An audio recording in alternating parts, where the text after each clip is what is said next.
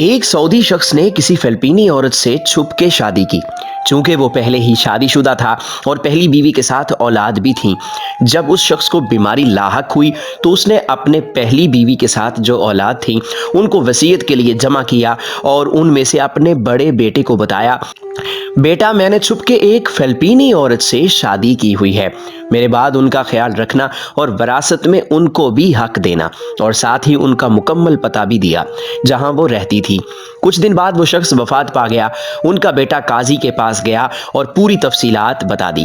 قاضی نے فیصلہ رکوا دیا اور حکم دیا فلپینی عورت کو بھی یہاں پیش کریں۔ تو بڑے بیٹے اپنے والد مرحوم کے دیے ہوئے ایڈریس کے مطابق فلپائن پہنچا، بڑی مشکل سے اس گلی میں پہنچا جہاں وہ رہتی تھی۔ دوسری طرف وہ عورت جو اس کے والد کی زوجہ تھی، انہیں دیکھ کر ہی بتا دیا، میں وہی عورت ہوں جو تو تلاش کر رہا ہے، اور مجھ تک یہ خبر بھی پہنچی ہے کہ میرا شوہر کا انتقال ہو گیا ہے۔ تو بیٹے نے بھی ساری تفصیلات بتا دی اور ان کو سعودیہ کی طرف سفر کے لیے قائل کیا، اور اپنی دوسری ماں کو لے کر سعودی پہنچے اور سیدھا قاضی کے پاس گئے۔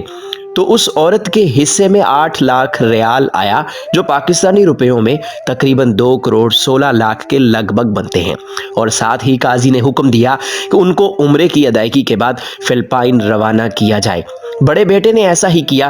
اس واقعے کے ٹھیک 4 سال بعد بڑے بیٹے فلپائن اپنی دوسری ماں سے ملنے اور حال احوال پوچھنے کی غرض سے گیا، تو وہاں پہنچ کر اس کو بہت تعجب ہوا اور اس نے کہا، ماں جی آپ کو اتنی بڑی رقم وراثت میں ملنے کے باوجود وہی پرانے خستہ حال مکان میں رہ رہی ہیں۔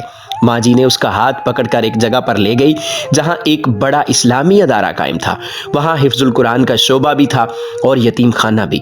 ماں جی نے کہا، بیٹا سر اٹھا کر ادارے کے بورڈ کی طرف دیکھنا۔ بورڈ دیکھ کر بیٹے کی آنکھوں میں آنسو امڑ آیا، کیونکہ بورڈ پر ان کے والد کا نام لکھا ہوا تھا۔ اس نیک صفت عورت نے کہا، میں نے یہ ادارہ اپنی وراثت کے پیسے سے بنایا ہے اور اپنے شوہر کے نام پر وقف کیا ہے، تاکہ ان کو اس ادارے کی وجہ سے ثواب ملتا رہے۔ یہ تھی سچی محبت، ورنہ اس پیسے سے وہ ایک عالی شان بنگلہ بھی بنا سکتی تھی۔ پر انہوں نے سوچا، محبت کے مقابلے میں عالی شان بنگلے کی کیا حیثیت، بنگلہ تو عارضی چیز ہے۔ البتہ یہ اسلامی ادارہ ان کو اور ان کے شوہر کو آخرت میں کام آئے گا۔ جب بیٹا سعودیہ واپس آیا تو اس نے اپنے دوسرے بھائیوں کو بھی اس بارے آگاہ کیا۔ تمام بھائی اس رات جاگتے رہے اور باہم مل کر چندہ جمع کیا۔